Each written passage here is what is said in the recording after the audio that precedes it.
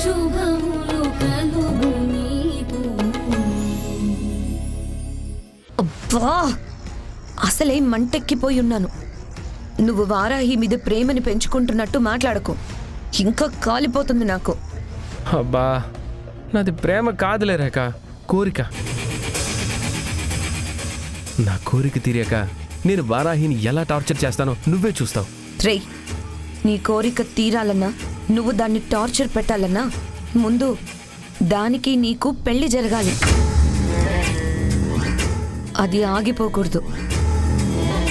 వారాహి చరణ్ దగ్గరికి ఇలాగే వెళ్తూ ఉంటే ఏదో ఒక రోజు చరణ్ వారాహి చేత పెళ్ళి ఆపించేలా చేస్తాడు.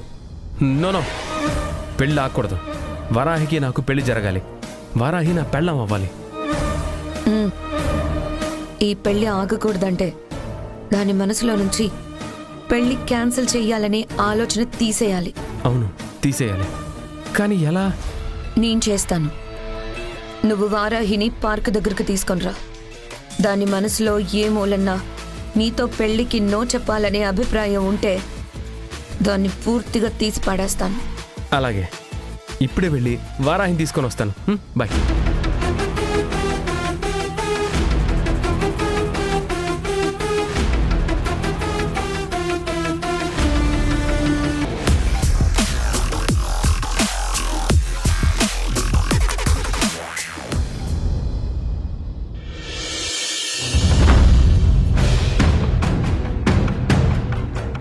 అయినా నువ్వెందుకింత ఆవేశంగా మాట్లాడాలి? ఎందుకు ఆవేశపడకూడదు? వాళ్ళు పాపం కళ్యాణి అక్క జీవితాన్ని కూడా నాశనం చేస్తుంటే చూస్తూ సైలెంట్ గా ఎలా ఉండగలను? ఒసే పిచ్చిమొద్దు, నువ్విలా ప్రతిదానికి విక్కీ ఎదురుగానే వాళ్ళ మీద విరుచుకు పడుతుంటే ఆ అబ్బాయి ఏమనుకుంటాడు? ఏమనుకుంటాడు? అతనికి తెలీదా వాళ్ళు తప్పు చేస్తున్నారని? అయ్యో, నేను చెప్పేది కాస్త వినవే. అయినా నువ్వు చేసింది రైట్ అయినా నువ్వు అనేది వాళ్ళ రక్త సంబంధాన్ని. నీ భర్తకి నువ్వంటే ఇష్టం పుట్టింది కాబట్టి పైకి నిన్నేమీ అనలేకపోతున్నాడు, కానీ లోపల నీ మాటలకి నొచ్చుకుంటూ ఉంటాడు. అందుకే చెప్తున్నాను, నువ్వు నీ ఆవేశాన్ని తగ్గించుకో.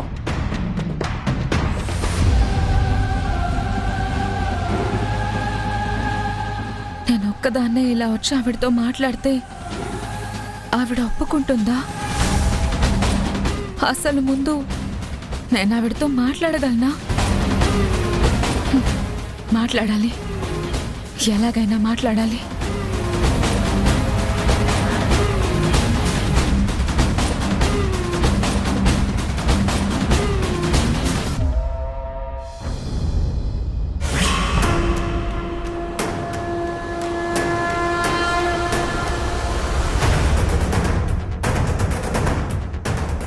సునైనా ఇక్కడికొచ్చింది ఏమిటి?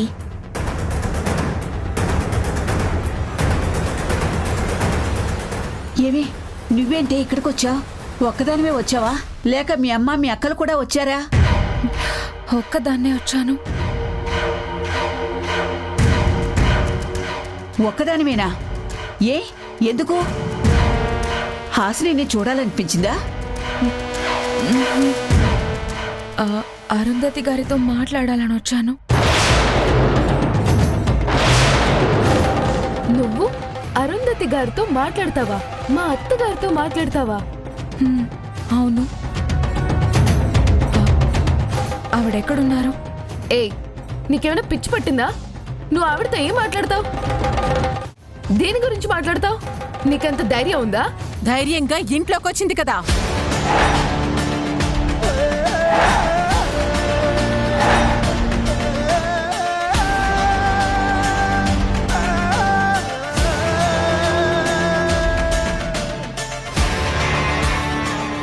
నాతో మాట్లాడాలని ఇంత ధైర్యంగా ఇంట్లోకొచ్చింది అంటే ఖచ్చితంగా ఇది వాళ్ళమ్మ ఇచ్చిన ధైర్యమే అయ్యుంటుంది.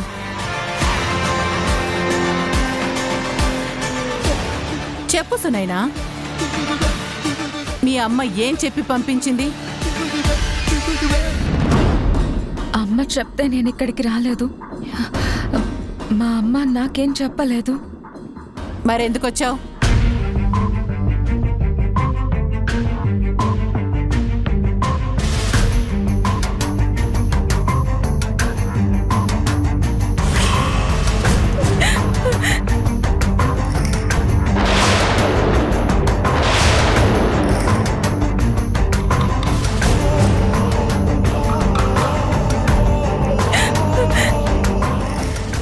నువ్వొచ్చింది నా కాళ్ళు పట్టుకోడానికా?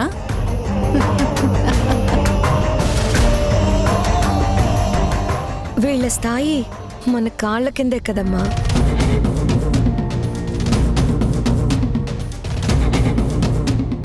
అయినా అసలు ఎందుకు పట్టుకుంది నీ కాళ్ళు? ఏదో పెద్ద కారణమే ఉండుంటుంది కదా. ఏంటో చెప్పు. ప్రణయ్ విషయంలో నేరం చేయబోయింది నేను. మా కళ్యాణి అక్క ఏ తప్పు చేయలేదండి. నన్ను నిర్దోషిగా నిరూపించడానికి అక్క కష్టపడింది.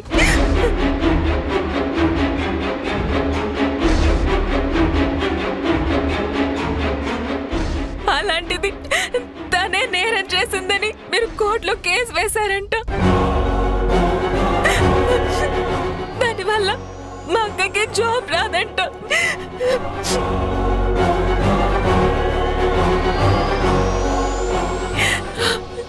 దయచేసి ఆ కేసు వెనక్కి తీసేసుకోండి. మా అక్కకి జాబ్ వచ్చేలా చేయండి ప్లీజ్ అండి.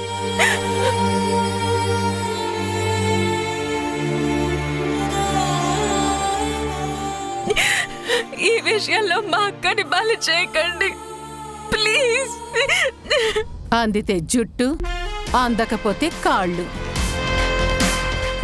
మీ అమ్మ ఏ రకంగా ఆలోచిస్తుందో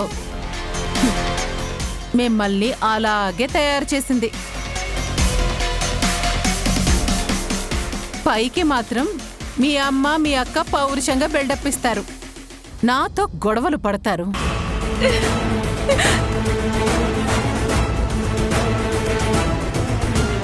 ఇప్పుడు నేను కేసు పెట్టేసరికి దిక్కు తోచక నా కాళ్ల దగ్గరికొస్తే వాళ్ల ఈగో దెబ్బతింటుందని ఏం చేయాలో అర్థం కాక నా కాళ్ల మీద పడమని నిన్ను పంపించారు. లేదండి, నిజంగా మా అమ్మ వాళ్ళు నన్ను పంపించలేదు. ఒట్టు. ప్రణయ్ దగ్గర జాబ్ చేసింది నేను. అతను నా జీవితాన్ని నాశనం చేయబోతే నేను అతన్ని కొట్టాను. అంతేగాని నేను కూడా ఏ తప్పు చేయలేదండి.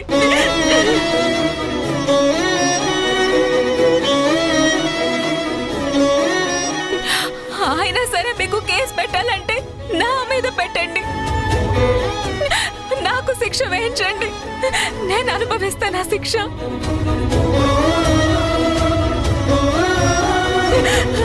మీరు పెట్టిన కేసు వల్ల పెద్ద తప్పు జరిగిపోయింది.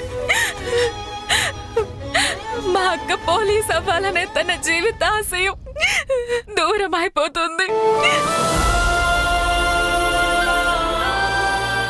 దయచేసి కేసు వెనక్కి తీసుకోండి అరుంధతి గారు, మీకు పుణ్యం ఉంటుంది.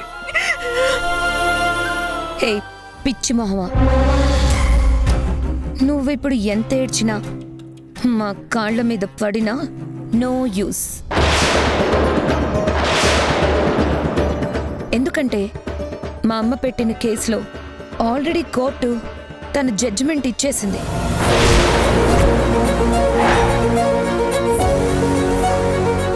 కాబట్టే కళ్యాణికి పోలీస్ జాబ్ పోయింది.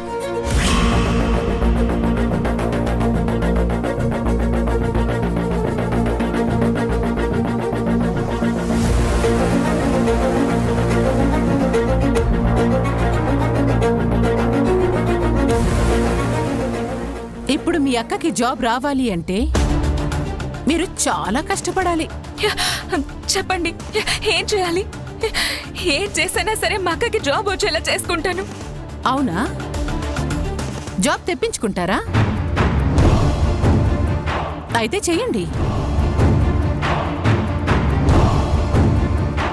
ఓ మంచి లాయర్ని పెట్టుకోవాలి. అతనితో కేసు రీఓపెన్ చేయిస్తూ పిటిషన్ వేయించాలి.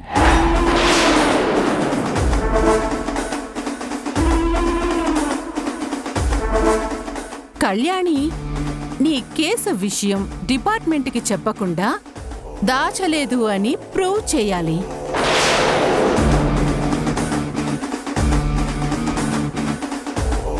అందులో సాక్ష్యాలు సంపాదించాలి.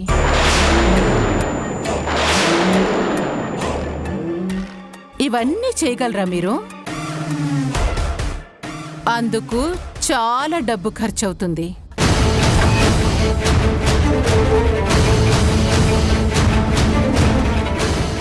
ఖర్చు పెట్టగలరా?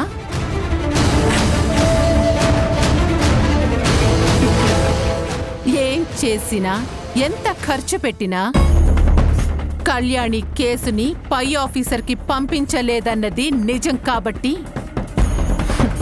అది అబద్ధము అని ప్రూవ్ చేయలేరు మీరు.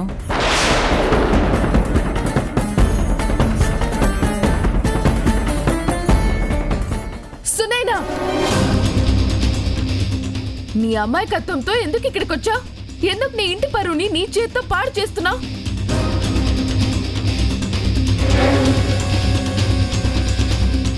అయినా నువ్వు వచ్చి కాళ్ళు పట్టుకుంటే మేము కరిగిపోయి కేసు వెనక్కి తీసుకుంటామని ఎలా అనుకున్నావు? అలా ఆలోచించే వాళ్ళమే అయితే అసలు ఎందుకు పడతాము? నీకు ఆ మాత్రం ఆలోచన లేకుండా ఎందుకు ఇక్కడికి వచ్చావు?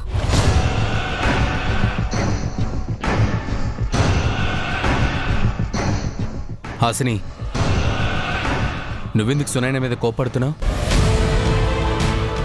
తనేదో అమ్మని రిక్వెస్ట్ చేసుకుందామని వచ్చింది.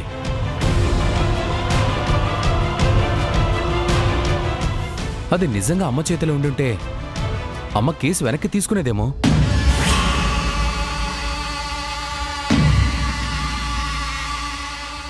కానీ ఇప్పుడు అమ్మ చేతిలో ఏం లేదని చెప్తుంది కదా.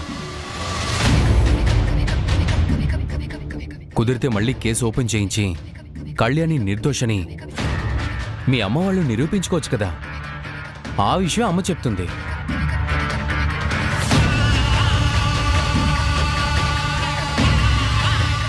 సునైనా, నువ్వు వెళ్ళి మీ అమ్మగారితో ఈ విషయం చెప్పు. వెళ్ళు. వెళ్ళు సునైనా. ఇంకా ఇక్కడ ఉండడం ఉపయోగం ఉండదని విక్కీ కూడా చెప్తున్నాడు కదా. వెళ్ళు. వెళ్ళి మీకు ఎలా కుదిరితే అలా చేసుకోమని అందరితో చెప్పు. వెళ్ళు.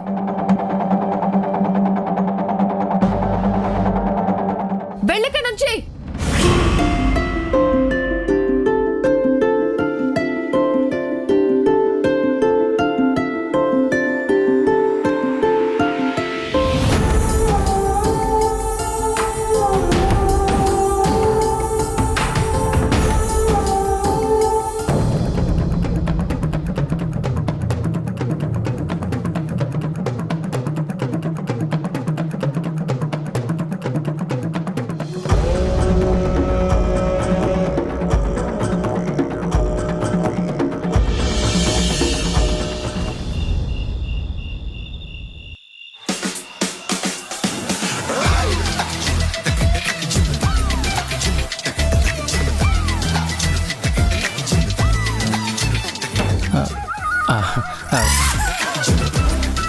మేడం, నాకు డౌట్. ఏంటో చెప్పాడు. అంటే వచ్చి గంట అయింది, గంట నుంచి ఇటువైపే చూస్తున్నారు. అసలు ఈ రాత్రి పూట నన్ను ఇక్కడికి ఎందుకు తీసుకొచ్చారు? ఇంతసేపటి నుంచి ఎందుకు వెయిట్ చేస్తున్నారు? నాకు అర్థమైంది మేడం. అప్పటి నుంచి నా మనసులో ఓ మూల కొంచెం డౌట్ కొడుతూనే ఉంది. మీ మనసులో ఉన్న చెప్పాలనే నన్ను ఇక్కడికి తీసుకొచ్చారని. అది ఎలా చెప్పాలని ఆలోచిస్తున్నారు కదా. అవునరా కుమార్, నువ్వు కరెక్ట్గానే గెస్ చేసావు. ఇప్పటి వరకు రహస్యంగా ఉండిపోయిన విషయాన్ని ఈరోజు ఓపెన్ చేస్తాను. అది ఎలా చెప్పాలి అని ఇప్పటి వరకు ప్రిపేర్ అయ్యాను. అవునా?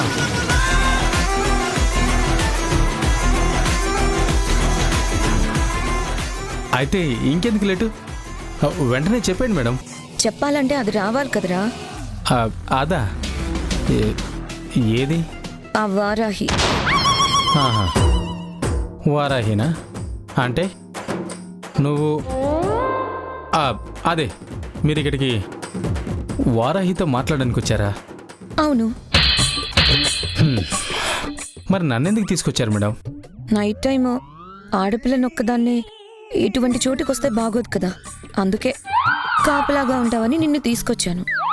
నీ కాపలా కాడానికి నేనేమైనా కుక్కనా నీ గూర్ఖానా? నా బతుకు మీద కాకిరెట్టయ్యా.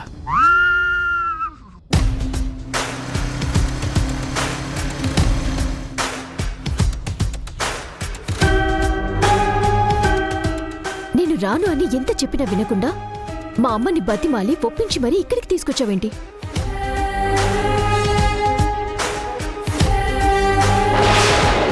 రఘు, ఏంటిది? ఏంటో నాకెలా తెలుస్తుంది? రేఖ నీతో ఏదో మాట్లాడాలని చెప్పింది. ఏంటో రేఖనే అడుగు. పిచ్చి పిచ్చిగా ఉందా? నాకు తనతో మాట్లాడాలని ఉందో లేదో తెలుసుకోకుండా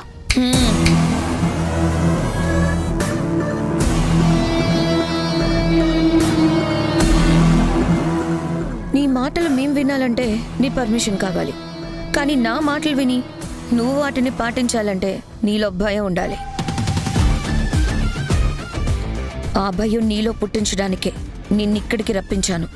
నువ్వు నన్ను భయపెట్టడం, నేను నీకు భయపడ్డాం. ఏంటి జోక్ చేస్తున్నావా? ఏ మేమంటే మీకు భయం లేదా? మీ మీద మాకెప్పుడు జాలే కాని భయం ఉండదు రేఖ. అలాంటి ఆలోచన ఏమైనా ఉంటే మార్చుకో. ఛా, మరి అంత ధైర్యం ఉన్నవాళ్ళైతే సునైనా లాంటి పిరికి దాన్ని మా ఇంటికి రాయబారానికి ఎందుకు పంపించారు?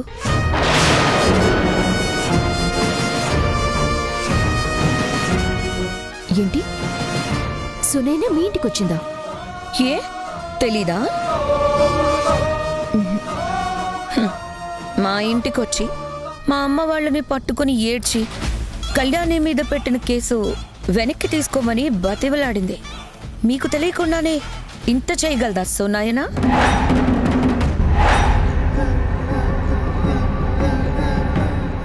సునైన మనసులో నిజంగా అలాంటి ఆలోచన ఉందని నాకు తెలుసుంటే మా ఇంటి దగ్గరే తనని ఆపేసి ఆ ఆలోచనని పూర్తిగా తీసేసేవాళ్ళం.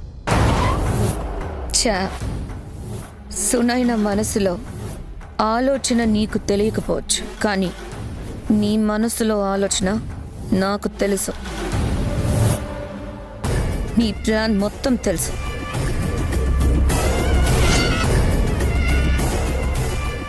ఆ ప్లాన్ మార్చుకోమని చెప్పడానికే నిన్నిక్కడికి రప్పించాను. నా ప్లానా? చరణ్తో చేసుకున్నావుగా డీల్. నన్ను చరణ్ చేసుకుంటే నువ్వు రఘుని చేసుకోకుండా ఉంటాను అని. కానీ నాదొక కండిషన్. ఏంటది? మీరు రేఖని పెళ్లి చేసుకుంటేనే నేను రఘుని పెళ్లి చేసుకోను. ఈ విషయం నీకెలా తెలుసు? అది నాకెలా తెలిసింది అని ఆలోచించుకో.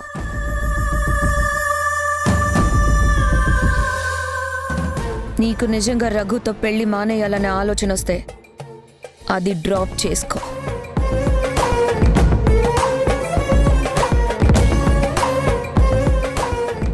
రఘుతో పెళ్ళనేది నా పర్సనల్ విషయం. నేను నీకిచ్చిన మాట ప్రకారం చరణ్ గారిని నీతో పెళ్లి కొప్పించాను, అంతే. నువ్వు అంతవరకే ఉండు. అంటే నిజంగానే నన్ను పెళ్లి చేసుకోకూడదు అనుకుంటున్నావు వారాహి? అలా ఎలా అనుకుంటావు?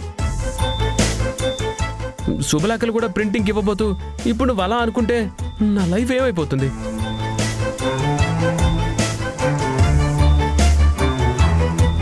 అసలు ఈ రోజుల్లో అబ్బాయిలకి పెళ్లి సంబంధాలు దొరకడం గగనం అయిపోతుంది.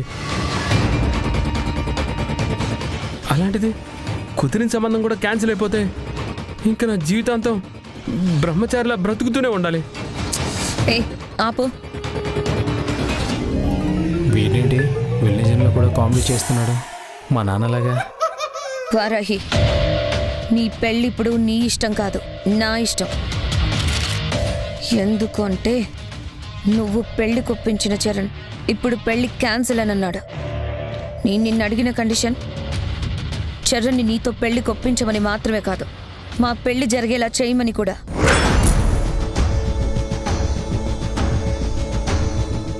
అలాగే నువ్వు చరణ్తో పెట్టుకున్న కండిషన్ మా పెళ్ళి అయిపోతే వెంటనే రఘుతో పెళ్లి క్యాన్సిల్ చేసుకుంటావని. సో మా ఇద్దరితో చేసుకున్న కండిషన్లో కామన్ పాయింట్ ఒక్కటే. మా పెళ్లి జరగడం. ప్రస్తుతం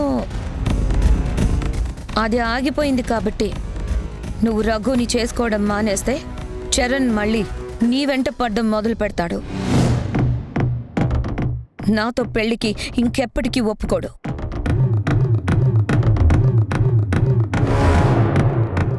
అదే జరిగితే మా వైపు నుంచి ఏం జరుగుతుందో శాంపుల్ చూపించాలనే మా అమ్మ కళ్యాణి కెరియర్కి క్వశ్చన్ మార్క్ పెట్టింది.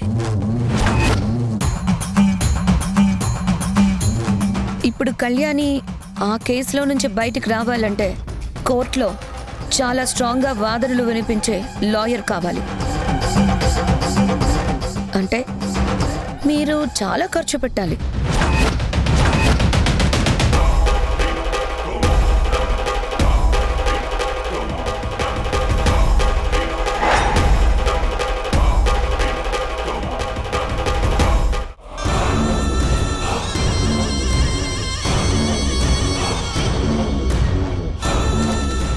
ఇవి మన పెళ్లి శుభలేఖకి నేను సెలెక్ట్ చేసుకొచ్చిన వెరైటీస్. చూడు, నీకేది నచ్చిందో చెప్పు. బాబు ఒక్క నిమిషం.